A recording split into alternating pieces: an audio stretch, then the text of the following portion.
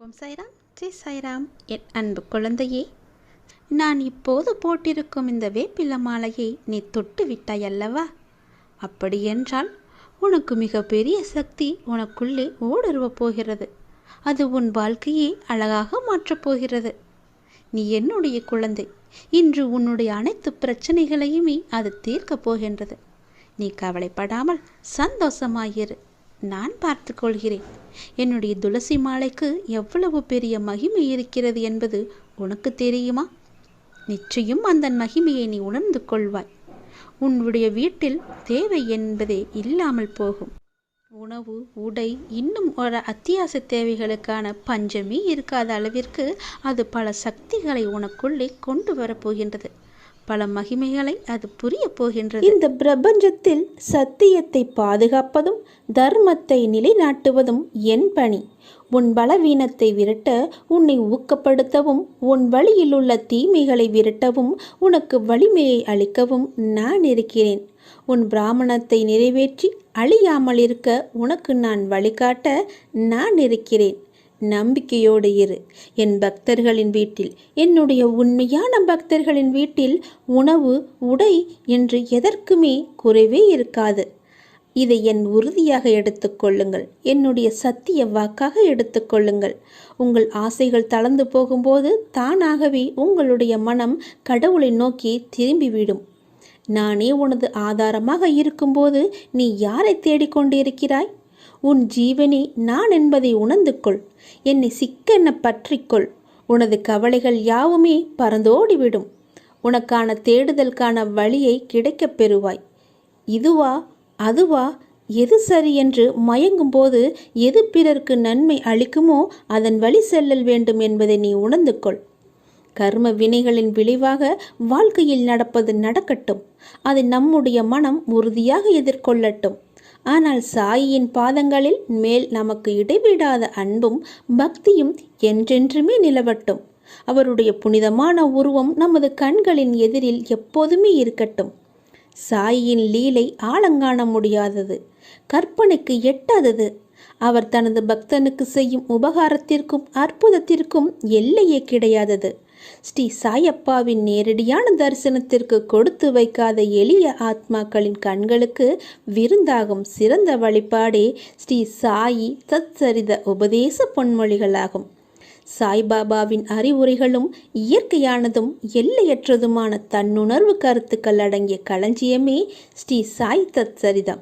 இதை தினமும் படிப்பவர்களை இம்மை மறுமை சுழற்சியிலிருந்து விடுவித்து இரண்டிலும் பாபா பூரண சந்தோஷமாக்குவார்.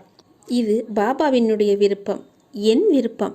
நீ எல்லாவற்றிலும் வாழ்ந்து சுகப்பட வேண்டும் என்பது என்னுடைய விருப்பம்.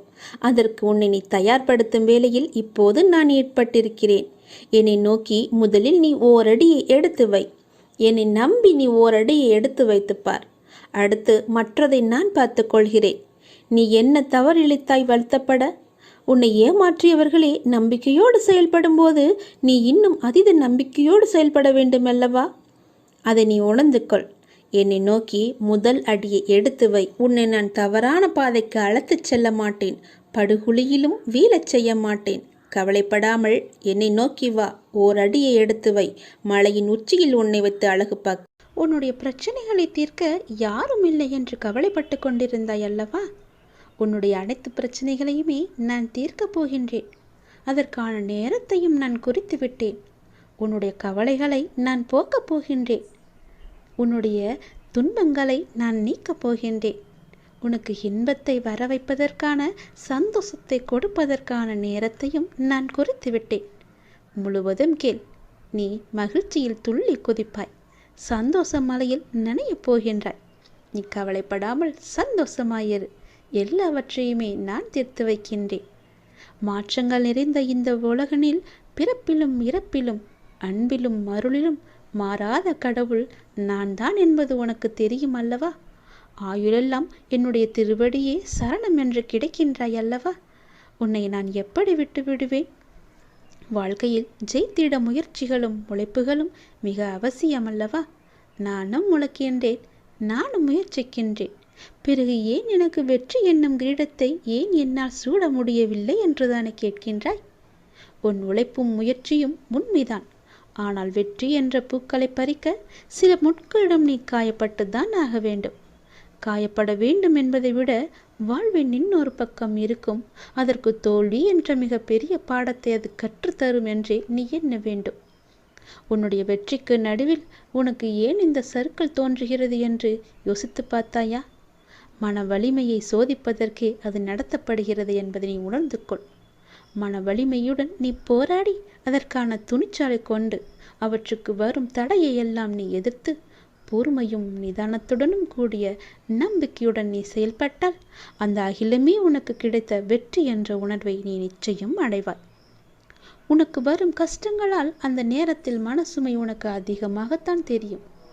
ஆனால் நீ மனம் தளராது நின்றால் உனக்கு வெற்றி தானே கிடைக்கும். யாரும் எனக்கு துணை இல்லை, நற்கதியாய் நடுவில் நிற்கிறேன் என்று உணர்கின்றாய் நீ. அவ்வப்போது நடுவில் எந்த துணை இல்லாமல் நிற்கதியாய் நிற்கிறேன் என்ற எண்ணத்தை நீ மறந்து ஒரு நிமிடம் கண்மூடி மன அமைதியுடன் எதையும் யோசிக்காமல் சாந்தமாக மாறி அமைதியான சூழலை உனக்குள்ளே நீ கொண்டு வா.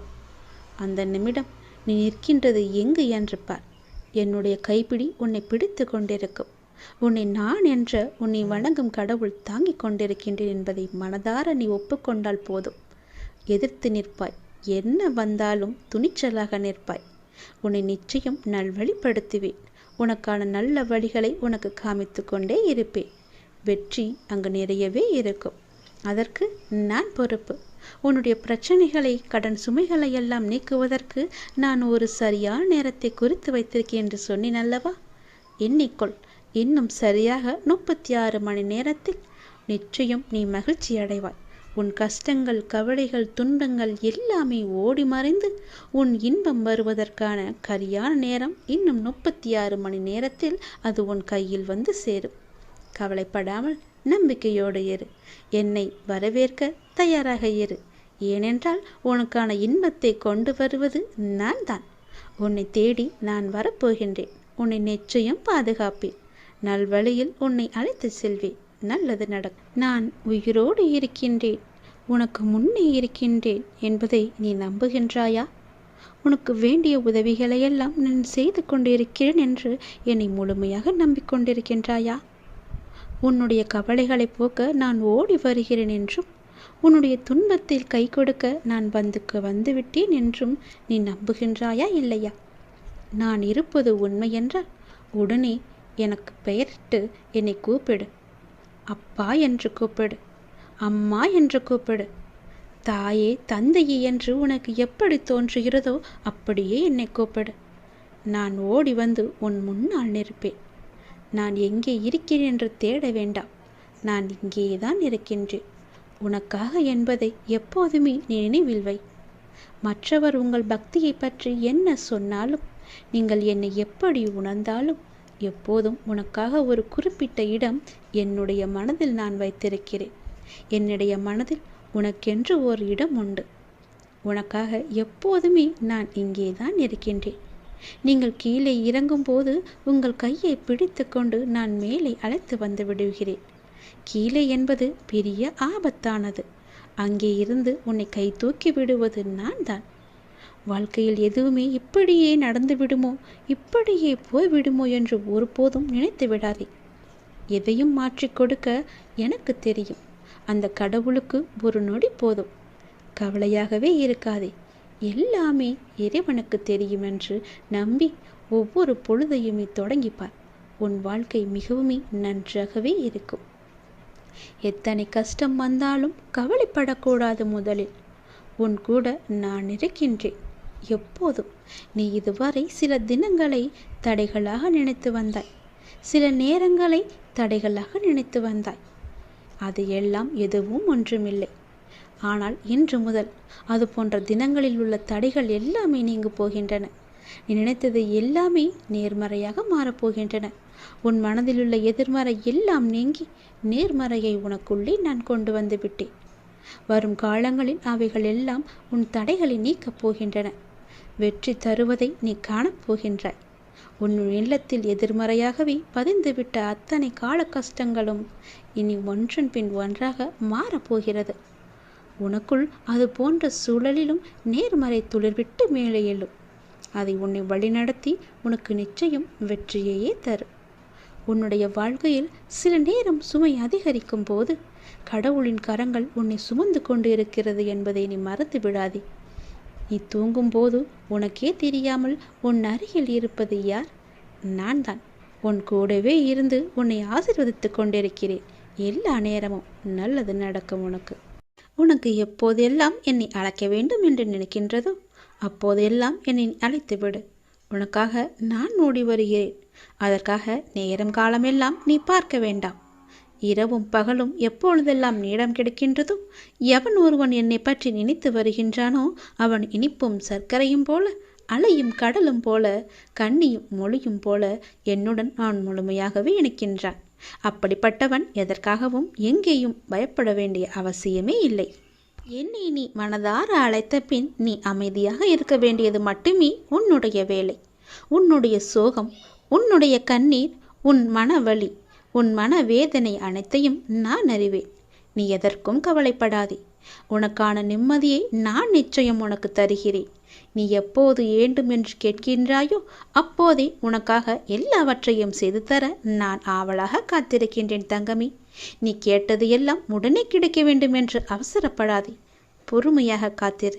உனக்கு தர வேண்டிய நேரம் என்று ஒன்று இருக்கிறதல்லவா, அப்போது அது சரியாக உன்னிடத்தில் வந்து சேரும். அதுவரை நீ பொறுமை காத்து அமைதியாகத்தான் இருக்க வேண்டும். இந்த உலகில் எதுவுமே யாருக்கும் நிரந்தரமல்ல. கஷ்டங்கள் ஆனாலும் சந்தோஷங்கள் ஆனாலும் எல்லாமே வந்த வழி எதுவோ அதே வழியில் திரும்பத்தான் போகும். உன்னை எதிர்மறையாக்கும் எந்த ஒரு நிகழ்வுக்கும் நீ நேர்மறையை மட்டுமே உன்னை வெளிப்படுத்தி காட்டிப்பார். நீயும் எதிர்மறையாய் சிந்தித்து விடாதே. நான் உனக்கு துணையாக உனக்குள்ளே இருக்கின்றேன். அதனால் உன் மனதில் எப்பொழுதும் நேர்மறையை மட்டுமே நீ வைத்துக்கொள். அப்படி நீ இருக்கையில் நீ படும் துயரங்களை நான் நிச்சயம் அறிந்து அதற்கான தீர்வையும் நான் உனக்கு தருகிறேன். உன்னை சூழ்ந்துள்ள ஏமாற்றங்கள், துரோகங்கள், வஞ்சகம், ஏழ்மை, இன்னும் பல துயரங்களும் நீக்க வேண்டியிருக்கின்றது. இந்த அப்பாவை எண்ணி நீ வேண்டிக் கொள்கிறாய், சரியா? அப்படி நீ வேண்டிக் கொண்டது உன் மனதில் இருப்பது எனக்கு எல்லாமே எனக்கு தெரியும். உன்னை சூழ்ந்துள்ள துயரங்களிலிருந்து தப்பிப்பது எப்படி என்று யோசித்து யோசித்து நீ தூக்கம் வராமல் தவித்திருக்கின்றாய். உன்னை எல்லோரும் அவமானப்படுத்துவது போலவும், உன்னை கைவிட்டு விட்டது போலவும், எல்லாமே இருந்தும் எதுவுமே எனக்கு இல்லாதது போலவும், எல்லோரும் இருந்தும் அனாதை போலவும் இப்போது நீ உணர்கின்றாய். என் அன்பு குழந்தையே, அனைத்தையும் நான் அறிவேன். வாழ்க்கையில் நீ பயணிக்கும் வழியில் என் துணை நிச்சயமாகவே உனக்கு இருக்கும். அதை பற்றி சிறு சந்தேகம் கூட உனக்கு வேண்டாம். உன் வேண்டுதல்கள் எல்லாம் பலிக்கும். உனக்கு எல்லா சூழ்நிலைகளிலும் நான் துணை இருந்து நீ காத்து வருவேன். நீ எடுக்கும் எல்லா முயற்சிகளும் உனக்கு நிச்சயம் வெற்றி என்ற தீபத்தை மட்டுமே நான் ஏற்றி காமிப்பேன். என் மீது நம்பிக்கை வைத்து மட்டும் செயல்பட்டுப்பார். கவலைப்படாதே. எப்பொழுதும் உன் கூட இருப்பது உன்னுடைய அப்பா நானே. எல்லாம் நல்லதே நடக்கும். மனதனவில் உடந்திருந்த எனக்கு ஒரு மருந்தாக, ஒரு உறவாக, ஒரு உயிராக அந்த அப்பாவே எனக்கு கிடைத்தார் என்பதை என்னால் வெறும் வார்த்தைகளால் சொல்ல முடியாத, விவரிக்க முடியாத ஒன்று. எத்தனை வேதனைகள் என் மனதில், எத்தனை சங்கடங்கள் என் மனதில், எத்தனை பிரச்சனைகள் என்னை சூழ்ந்திருக்கும் போது எனக்கு ஆதரவாக கை கொடுத்து தூக்கிவிட்டது என்னுடைய அப்பா. எனக்கு அவர் சொன்ன வார்த்தைகள்: தேவையில்லாமல் உன் உடம்பை நீ வருத்தி கொள்ளாதே. தேவையில்லாமல் உன் மனசை நீ வருத்தி கொள்ளாதே. நீ உன் வாழ்க்கையில் இப்பொழுது தத்தளித்து கொண்டிருக்கிறாய் என்பது எனக்கு தெரியும். உன்னை எனது கரம் கொண்டு இறுக பிடித்து காப்பாற்றி கொண்டிருக்கிறேன் என்பதும் எனக்கு தெரியும். அது உனக்கும் புரியும் என்று நான் நினைக்கிறேன். இன்னும் சில நாட்களில் அனைத்துமே மாறப்போகின்றது. உன்னுடைய துன்பங்கள், துயரங்கள் எல்லாமே முடிவுக்கு வரப்போகிறது. உன்னுடைய மிகப்பெரிய பணப்பிரச்சனை தீரப்போகிறது. உன்னுடைய மிக கஷ்டமான கடன் பிரச்சனை கூட அது முடியப் போகிறது. அதற்கான நேரத்தையும் காலத்தையும் நீ தொட்டு விட்டாய் தங்கமே. நிதானமாக யோசித்து மட்டும் நீ செயல்படு. எந்த விஷயத்திலும் நீ அவசரப்படாமல் பொறுமையாக இருக்க வேண்டும். உன்னை விட்டு யார் விலகினாலும் அதையே நினைத்து நீ கவலைப்பட்டு கொண்டிருக்காதே. எல்லாமே நன்மைக்கு என்று நீ எடுத்துக்கொள். யார் உன்னை வெறுத்தார்களோ, யார் உன்னை உதாசீனப்படுத்தினார்களோ, யார் உன் நம்பிக்கையை கெடுத்தார்களோ அவர்கள் முன் நீ மென்மேலும் வளர்ச்சி அடைந்து உன் வாழ்க்கையை செம்மையாக மாற்றி காட்ட வேண்டும் அல்லவா? அப்படி இருக்கும்போது நீ எப்பொழுதும் இதே போல சோர்வாக இருந்தால் என்ன அர்த்தம்? அவர்களை மேலும் மேலும் உன்னை துன்புறுத்தத்தானே ஆசைப்படுவார்கள். அவர்களுக்கு முன்னால் நீ வாய்விட்டு சிரித்துப்பார். அவர்கள் உன்னை பார்த்து எப்படி இருக்கிறார்கள் என்று நீயே கண்கூடாக பார்க்கப் போகிறாய். அவர்கள் முன் நீ வளர்ச்சி அடைந்து உன் வாழ்வில் வெற்றி பெறப் போகிறாய் என்ற வைராக்கியத்தோடு நீ செயல்பட வேண்டும். கவலைப்படாமல் இரு, நான் இருக்கின்றேன். உனக்கு மிகவுமே கொடியது என்ன என்றால் கோபம்தான். அந்த கோபம் உனக்கு வேண்டவே வேண்டாம். உன்னை என் உயிராய் நான் காத்து கொண்டிருக்கின்றேன். சோதனை காலம் என்பது எல்லோருக்கும் வரத்தான் செய்யும். சோதனை காலம் வரும்போது நீ பயப்படாமல் இருக்க வேண்டும், கலங்காமல் இருக்க வேண்டும். தந்தை தன் பிள்ளைகளை கண்டித்து நடத்துவதைப் போல இறைவனான நானும் நான் நேசிக்கின்றவர்களை கடிந்து நடத்துகிறேன். இதை புரிந்து கொண்டு நீ நடக்கும்போது நான் உன்னை என் பொறுப்பில் எடுத்துக்கொள்வேன். கவலைப்படாதே. அப்பா என்னை திட்டுவிட்டாரே, மிகவும் வருத்தப்பட வைக்கிறாரே என்று நீ சோர்ந்து போகாதே. நான் உன்னை கைவிட்டு விடவே மாட்டேன். நான் உன்னோடு எப்போதுமே இருப்பேன்.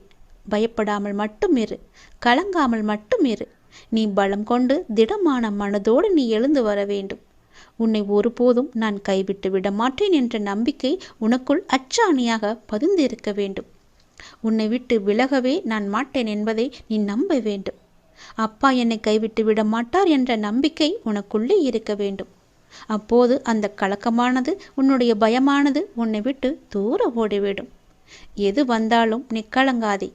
சோதனையை தருகின்ற நான் அதை தாங்கும் சக்தியையும் நான் உனக்கு தருவேன்.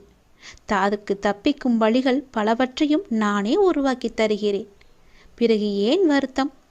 உனக்கு பின்னால் இருப்பது யார் என்று தெரியாதா? தெரிந்தும் இப்படி அமைதியாக இருப்பதற்கு எதற்காக? உனக்கு பின்னால் இருப்பது நான் தான். உன்னை என்றும் கைவிட்டு விட மாட்டேன். உன்னை கீழே விழும்படி நான் அமைத்து தர மாட்டேன். நீ விழும்போது உன்னை தாங்கி பிடிக்கவே உன் பின்னால் நான் இருக்கின்றேன்.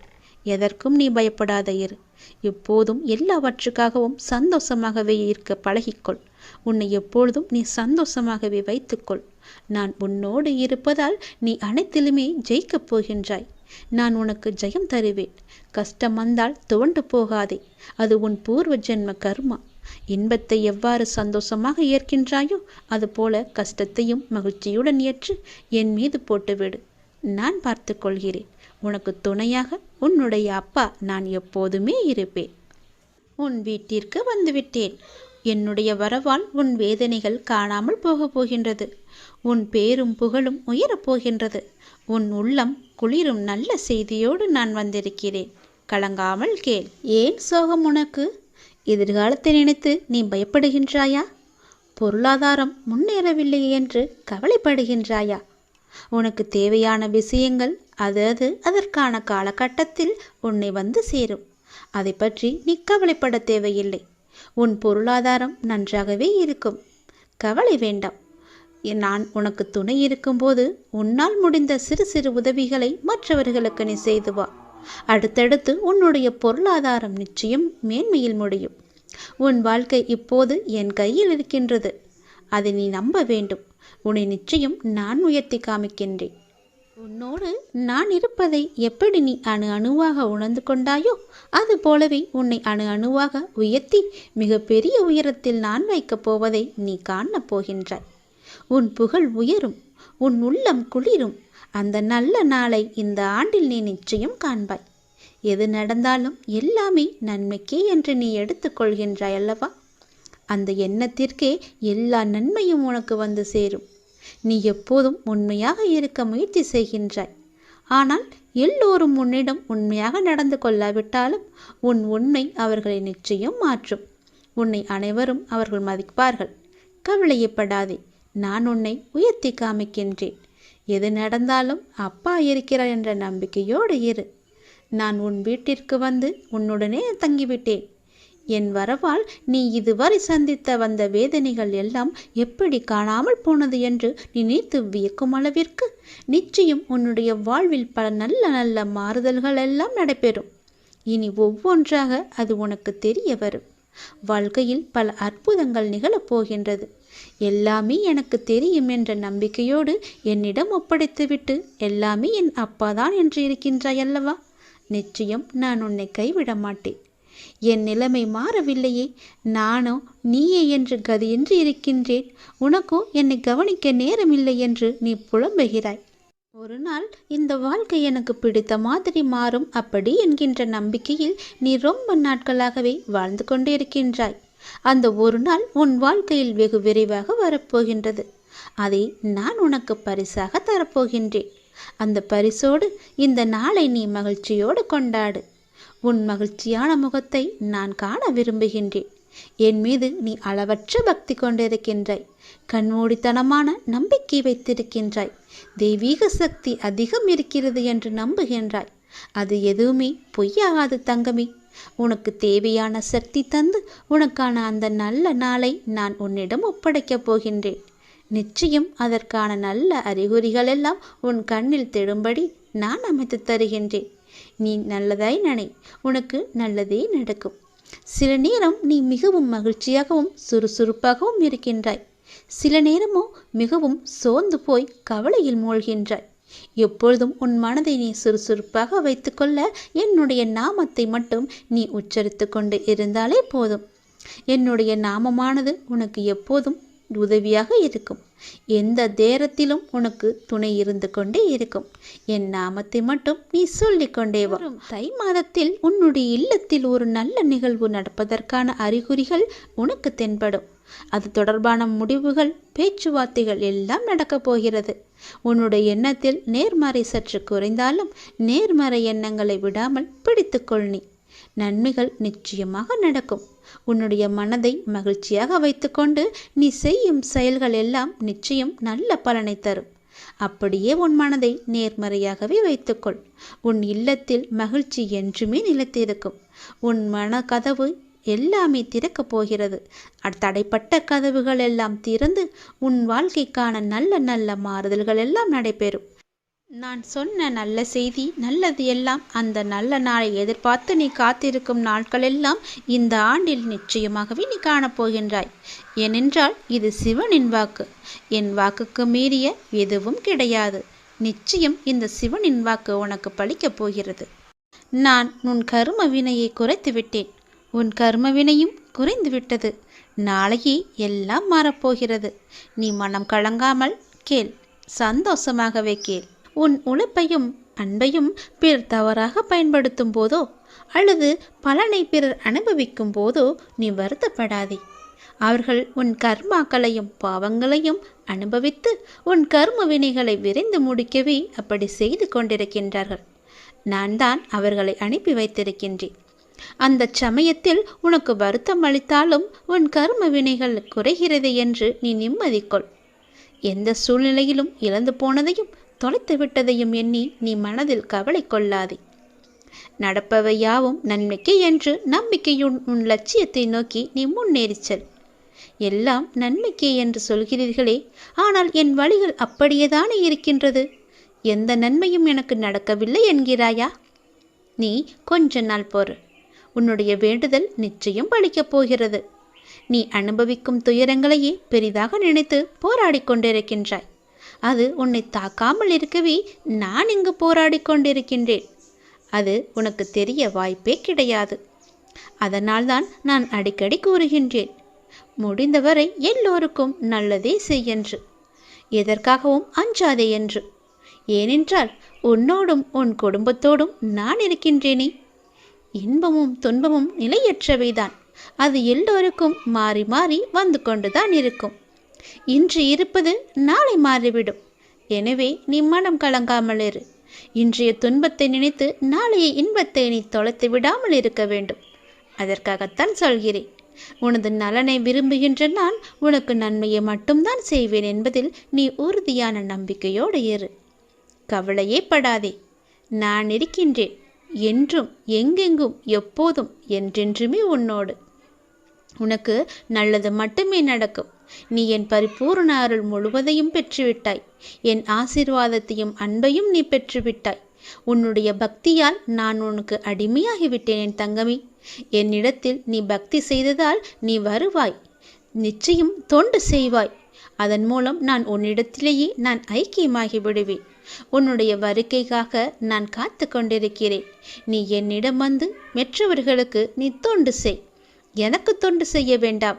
மற்றவர்களுக்கு நீ தொண்டு செய்தால் நான் உன்னிடத்தில் வந்து உனக்கே நான் அடிமையாகி விடுகிறேன். உன்னிடத்திலே நான் இருந்து உனக்கு வேண்டிய உதவிகளையெல்லாம் நான் செய்கின்றேன். நீயோ மற்றவர்களுக்கு உதவி செய். உனக்கு தேவையானது எதுவோ அதை நானே தருகின்றேன். நீ அள்ளி அள்ளி கொடு, நானும் உனக்கு அள்ளி அள்ளி தருகின்றேன். நான் கொடுப்பதை வைத்து நீ மற்றவர்களுக்கு கொடு. உன் வாழ்க்கையில் பல நல்ல நல்ல மாற்றங்கள், நல்ல நல்ல நிகழ்வுகள், நீ கேட்ட சந்தோஷங்கள், மன மகிழ்ச்சிகள் எல்லாமே உனக்கு கிடைக்கும். நீ கேட்ட பண பிரச்சனை எல்லாமே தீர்ந்துவிடும். நான் உனக்கு அள்ளி அள்ளி தரும்போது நீ உன் இரு கைகளையும் தூக்கி அதை வாங்கிக்கொள். நான் தருவது உனக்காக மட்டுமே. உன்னுடைய உண்மையான பக்தியால் நீ என்னை வென்று விட்டாய். நீ என்னை அடிமையாக்கி விட்டாய். நான் உனக்கு எப்பொழுதும் தொண்டு செய்யவே நான் காத்திருக்கின்றேன். அதுபோல நீயும் தொண்டு செய்து மற்றவர்களின் வாழ்த்துக்களை நீ பெற்றுக்கொள்.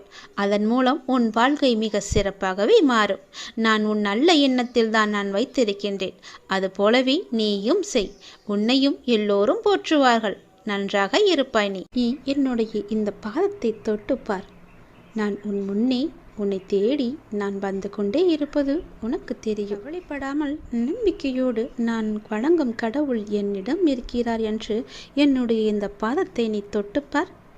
உன்னை தேடி நான் வருவது உனக்கு தெரியும். என்னை வரவேற்க நீ தயாராக இரு.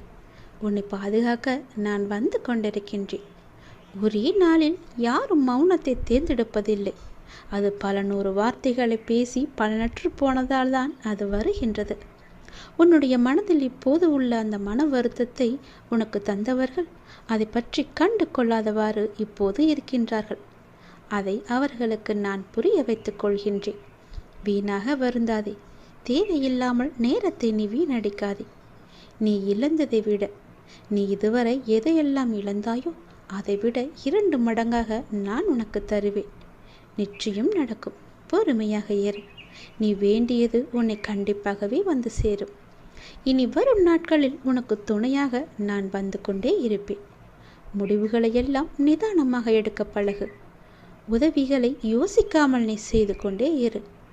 மற்றவர்களை நான் பார்த்து கொள்கிறேன்.